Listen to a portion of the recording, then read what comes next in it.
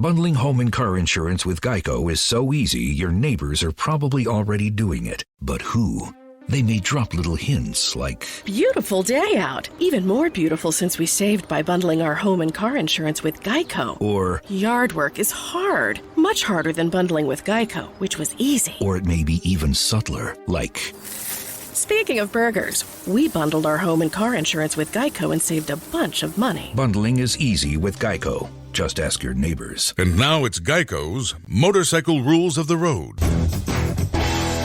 Before you ride, make sure your mirrors are clean and adjusted properly. And if you're going on a group ride, make sure the lead biker knows where they're going. Ed, quick question. Where are you taking us? Oh, I have no idea. Well, am I the leader? Because I was following that dude with the red helmet. Where is he? And the rule to saving on motorcycle insurance is, in 15 minutes, Geico could save you 15% or more.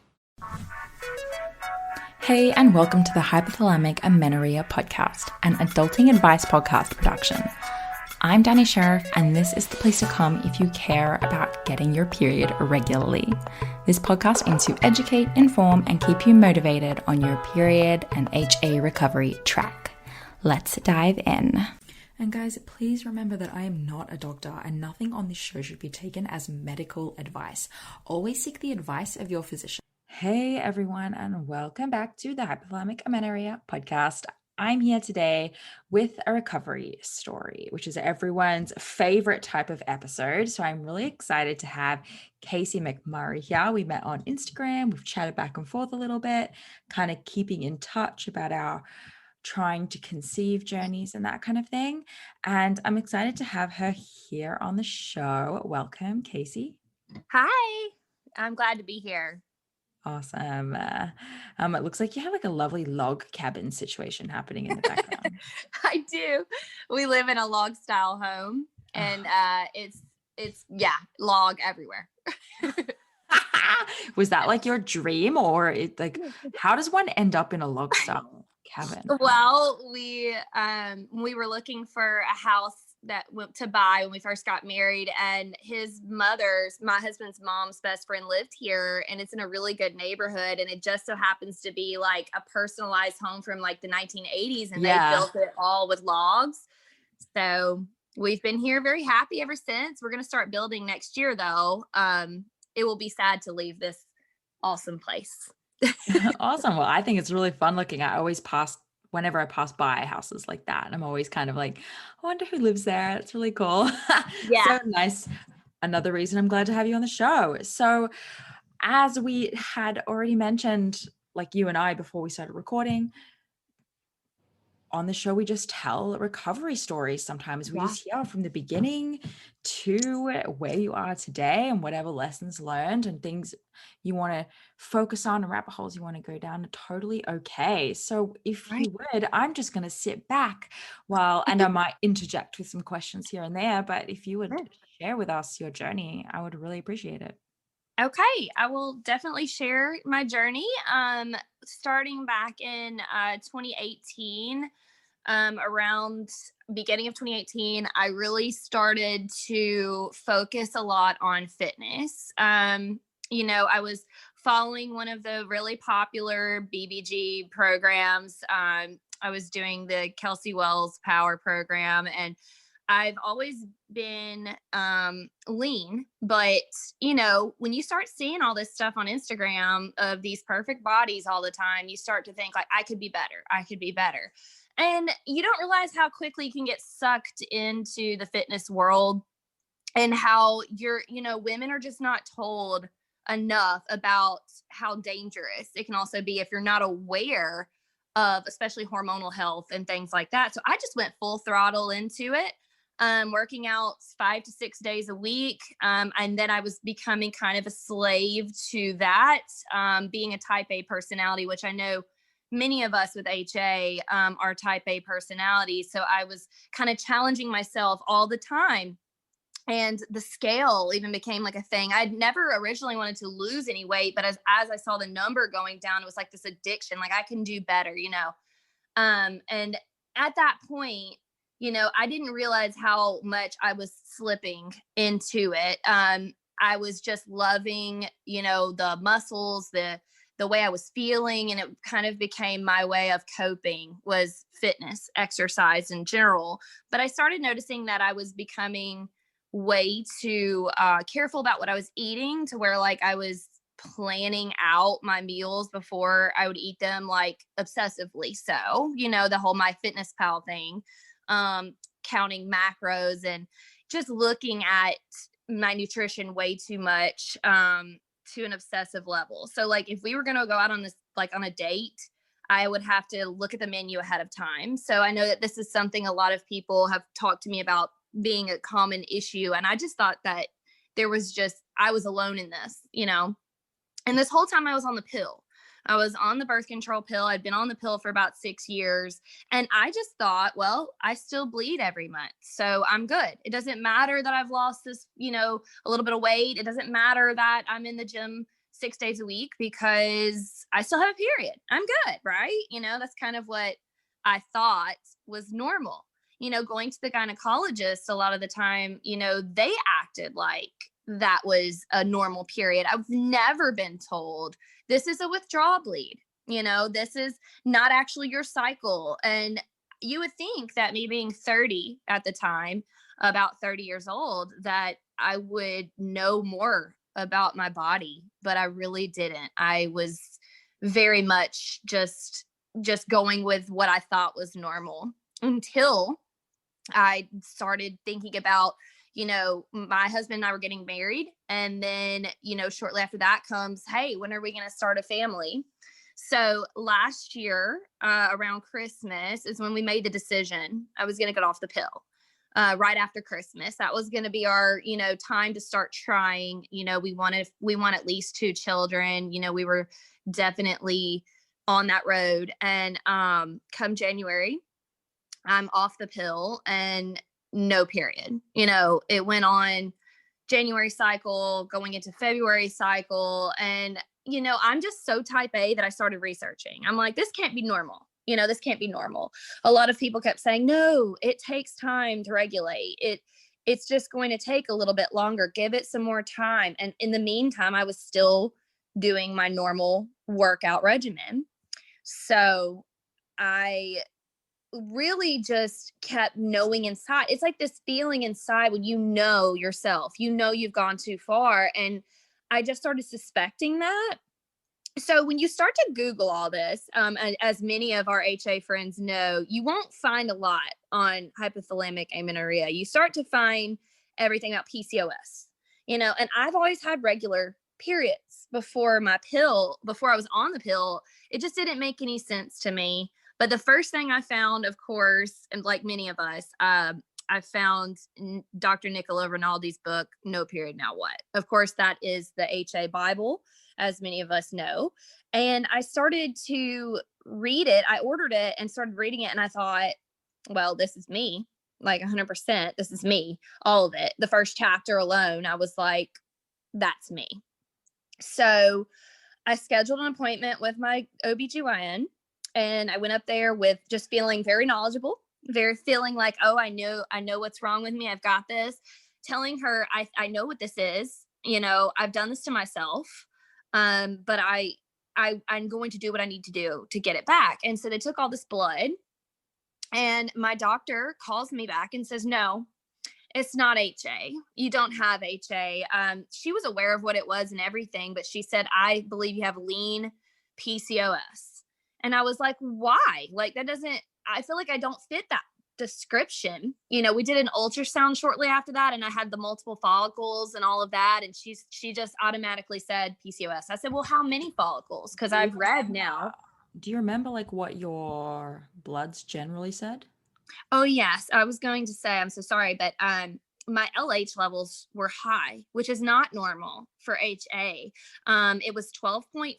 So I had a meeting after that. I was so just confused by this. And I talked to Dr. Nicola Rinaldi, Nico, as we call her. We had a one-on-one conversation, and she said that it looked like my levels were overshooting and that I should get my period back soon, because I'd already started by the time I had started, had gone to the doctor, with my bloods, I had already started eating more and trying to exercise less within those couple weeks, because I kind of had a feeling that's what it was. And she said because of that, my LH levels were raising high. And so my doctor did not believe that it was HA because of my LH being higher than average HA patients. But this can happen. Sure enough, I followed the protocol, even though my doctor told me to keep working out. She said, you could still work out 3 days a week at least. She said, yeah, you should still be eating close to 2,000 calories a day is what she said. But like, you don't have to cut out exercise. You don't have to stop that. It's healthy. But I knew after reading the book, after joining the HA group and all of that, that's not what I needed to do. So I stopped completely. And I started talking to some friends through the group, and I stuck to it. And I got my period back in 7 weeks. So I went all in at the beginning of March, and my period showed up April 28th. So I was close to ovulating again when I had the bloods taken. But if I would have kept going, the way that I was going, then I wouldn't have seen that result. I mean, it's so funny when conversations like this, like the timing, this has been coming up a lot for us inside of the group, at just conversations that I've been seeing where, some of us are closer to ovulation than others.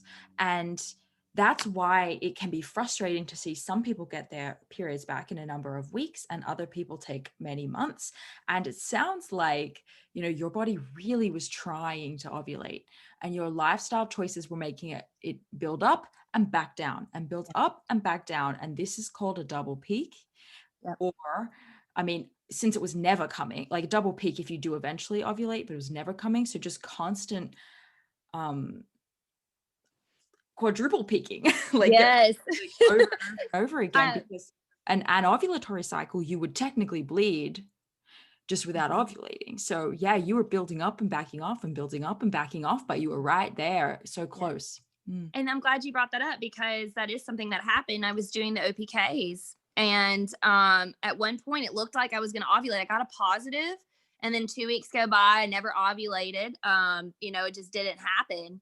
And it was just a wave. It was a follicular wave, which I tell a lot of my friends through the group, that were behind me or, newer to it, that come to me in messages. I tell them, like, sometimes you may get waves. It may look like you're close, but, give it a little more time, keep doing what you're doing.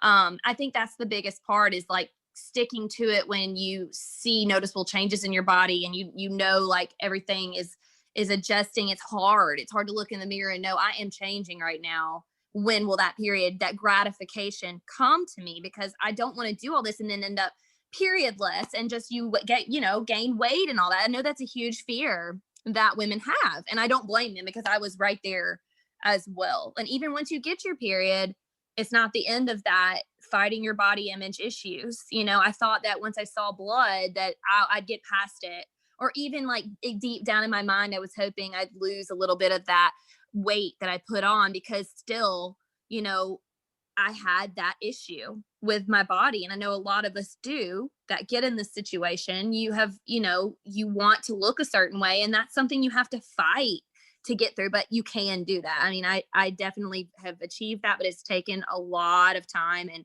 I'm still not perfect with that, with accepting that. Yeah. And I think that's a fair and very important piece for people to know, is like, we're really focused on just that goal of getting a period, but it just doesn't stop there. The growing keeps happening. Yeah. Cool. Oh, okay. It still takes so much work, so once we got the period back, it was the end of April. So I was like full blown ready to try to conceive. At that point, I was like, all right, it's time. I've got a period back. My luteal phase was looking pretty good. I stuck with it. That's one thing I think a lot of people stop after the first period of staying all in. They just kind of go back to old habits, or they, I'm hoping like one period would be enough. But for me, I was like, no, because I had the baby in mind. I'm like, I want to be pregnant. So I'm going to use that as a reason to just keep going, keep doing what I'm doing. So my LP was looking really good, really promising, 11 days. And then I added vitamin C and ground flax, and that actually bumped it up to 12 to 13 day luteal phase. So I've stuck with those supplements. But still, the trying to conceive part was, if for anyone who else is out there in the middle of that, that is the hardest part.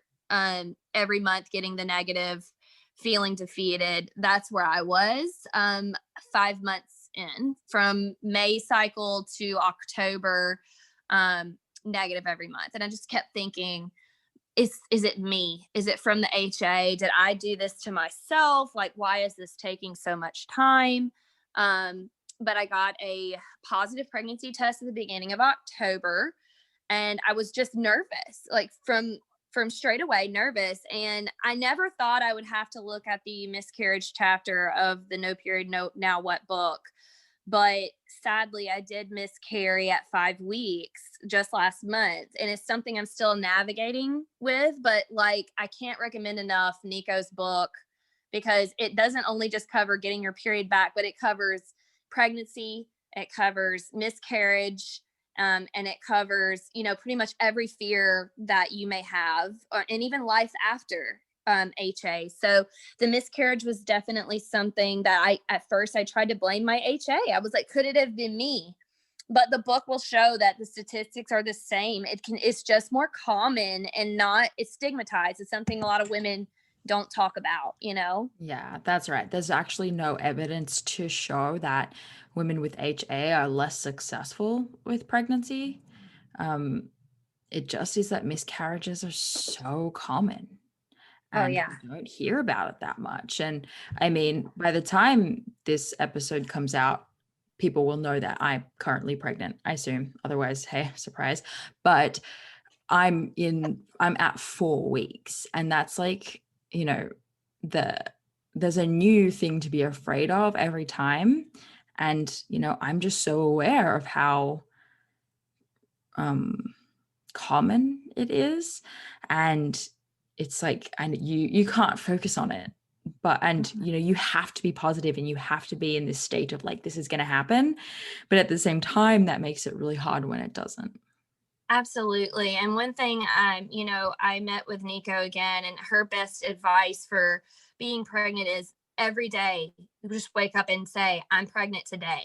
I'm pregnant today. That's what matters. You cannot control what happens. And even if like you were not aware of how common miscarriage is, it doesn't change, what can happen or what cannot happen. So why not just have the hope and enjoy every second of it while it's there? Because for the most part, there's a huge, bigger chance of having the baby. So don't let that scare you out there. If you are trying to conceive, that it is still a much higher chance of conceiving and having a great, perfect pregnancy 9 months in. But I just wanted to talk about that because I do think there are some women out there who have experienced a miscarriage or are afraid of experiencing. And I will say that the fear of the miscarriage was worse to me than what happened. And I will say it's because it was an early miscarriage. The one thing I wanted to say about that is that, because it happened early, I am thankful that I didn't have to go through some of the things that some of my friends have, but it did help alleviate the pain and the wondering of, can I conceive? That was something I was so scared of, like that I would need to do a lot more. I could conceive naturally. And that is something to be proud of, because with HA, we all know that with luteal phases and having to deal with long cycles and things like that, I'm blessed that my cycle is normal. Mm-hmm. So that's something that has gotten me through, is that I feel like accomplished, that I can conceive. And so we're hoping for the next one to stick.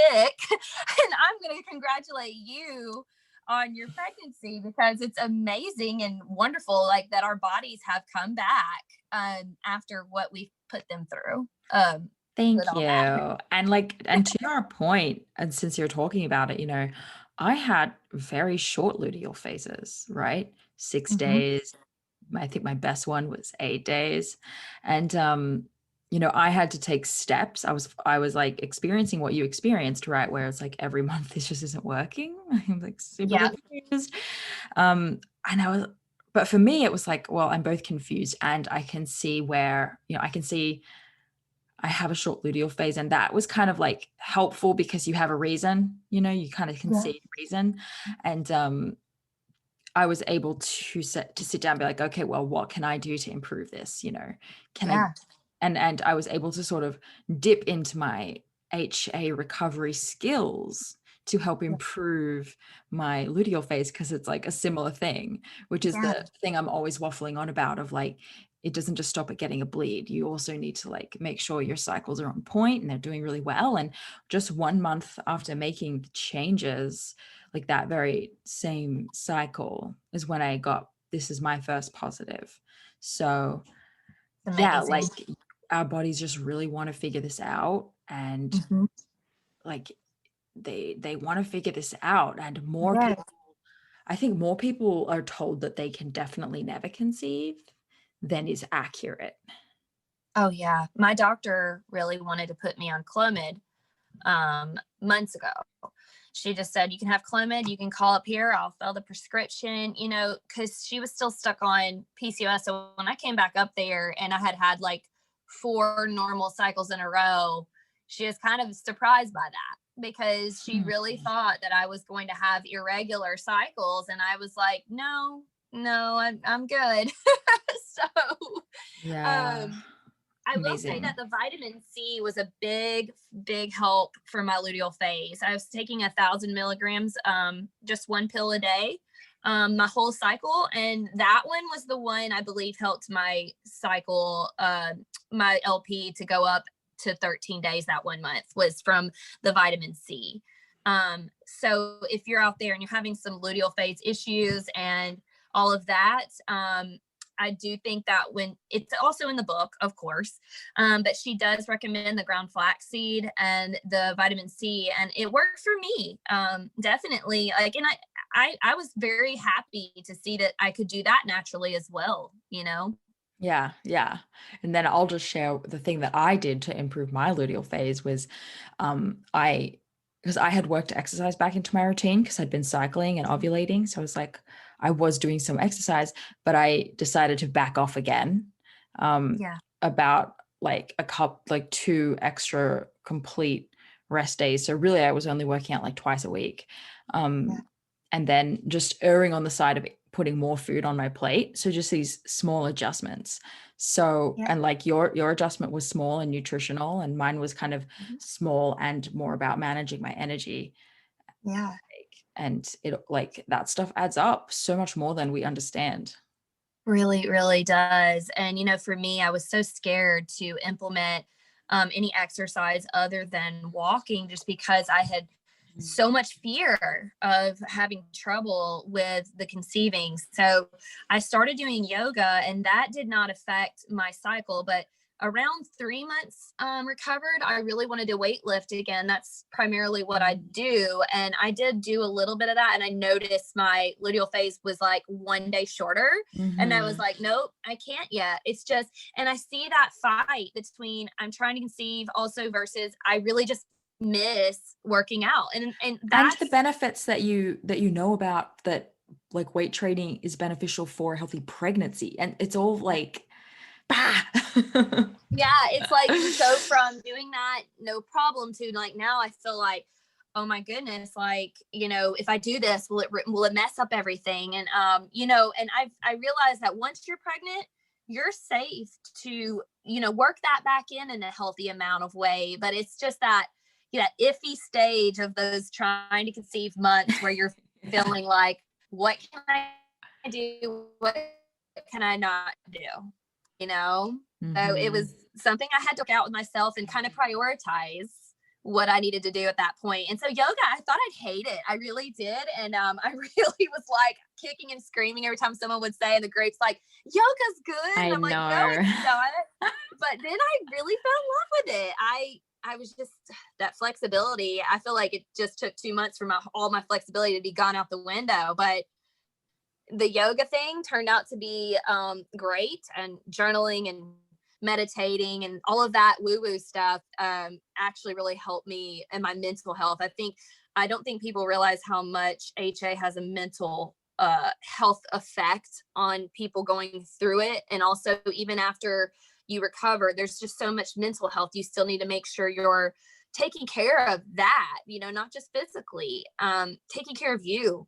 And I think that that's something that I was trying to ignore and just be like, no. But I was obsessive, and us we type A people, we become obsessive.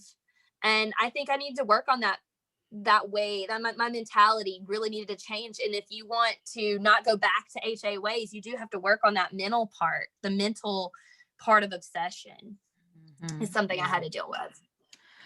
No, you're speaking to a lot of people. There's a lot of people listening that are like, yeah, same. Yeah. If we don't fix that, we can't really fix it, Yeah, that's exactly right. Like eating more and resting more to get your period back is actually like not, you can do that. But if you don't do the mental part, how do you expect it to stick, So and I think it helps out there to not hide it, if you're the type of person who has a following, let's say you have some Instagram followers, whatnot.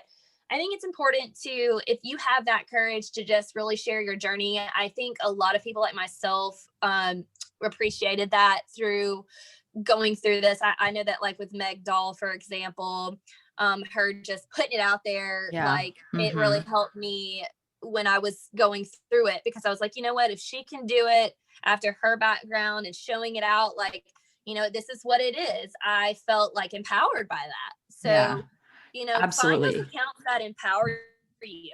Get rid of anything that makes you feel bad about your body, and find the accounts that make you feel good, including yours. Also, by the way, was one that I had found and thought, yes, that's what we need more of. Body positive. That was the point. That was the goal, and that's the goal of the podcast, is to be like, I'm just loud and proud about it, and I'm not afraid of awkward situations with people who don't know about this yet, because I think like we all, I don't know about everyone, but a lot of us want to be someone who, maybe could create a name for themselves doing something, or create change in the world, or have an impact on people. Yes. Most of us want something like that, but we also are afraid of like doing things that other people haven't also done and is unproven and is scary. And it's like, well, actually, you only make change and are at the forefront of change and blaze trails and impact lives when you do hard things that other people aren't willing to do. Like there's the desires don't really match most people's actions. And so I totally agree. Go out, find those people, get inspired by those people, and do your version of that. Yes. And I feel very empowered just to be able to educate my friends to this day about just knowing what HA is. Be careful if you're out there, at the gym all the time. Just watch your cycles. Just start to pay attention to those things. And, it's just so important. And I just remember feeling really empowered, because after I'd recovered, I was like, you know what, I'm going to do the same thing. And on my own Instagram, I took a picture of me in a bathing suit after I had recovered. And I was like, this is the heaviest I've ever been. And you know what? I'm just trying to own it, because I'd much rather have this going on than to seriously not know where my period is. We need our periods for bone health, not just for, to have a baby. There are a lot of people out there that don't want to have a baby. It's not an optional extra. No, it's not. Totally. But some doctors say it is. Some doctors are like, it's okay to not have a period. And I can't believe in 2020, we're still having that conversation, but I just think that it's something we need to push out there in the world. And that's why I wanted to do this with you today, is just to do my little part here, and just hopefully someone can relate to this whole story. So thank you. Well, I hope you inspire others. And where can people come and see you, talk to you, ask you questions about your journey? Well, I'm definitely on the HA support groups, pretty much every single one of them that are out there. But yes, you can also find me on Instagram. I changed my handle recently. It used to be Kacy Gets Fit. But I felt, you know what, now I'm going to change the way that that I'm viewing it. So I changed it to K_C_mind body soul, because I'm using Instagram now to talk less about fitness and more about how you can find that love within yourself without having to bust yourself in the gym and just put selfies every day. So yeah, it's just a work in progress on there. I just want to start putting more out there that's body positive. Yeah. You know. Well, I appreciate you doing that. So does everyone listening. Go check out Kacy, guys. And I hope that you all have an amazing day. Thank you. Yes, it was awesome to talk to you. Thank you so much for listening today, guys. Please subscribe to the podcast, and if you could head to iTunes specifically and leave a rating or review, that would help so much, because it makes it easier for other people with HA who are Googling around to find the podcast really easily. So if you do that, you're doing a service to all of the women. Bundling home and car insurance with Geico is so easy, your neighbors are probably already doing it. But who? They may drop little hints like, Beautiful day out. Even more beautiful since we saved by bundling our home and car insurance with Geico. or Yard work is hard. Much harder than bundling with Geico, which was easy. it may be even subtler, like, Speaking of burgers, we bundled our home and car insurance with Geico and saved a bunch of money. bundling is easy with Geico. Just ask your neighbors. And now it's Geico's Motorcycle Rules of the Road. Before you ride, make sure your mirrors are clean and adjusted properly. And if you're going on a group ride, make sure the lead biker knows where they're going. Ed, quick question. Where are you taking us? Oh, I have no idea. Well, am I the leader? Because I was following that dude with the red helmet. Where is he? And the rule to saving on motorcycle insurance is, in 15 minutes, Geico could save you 15% or more.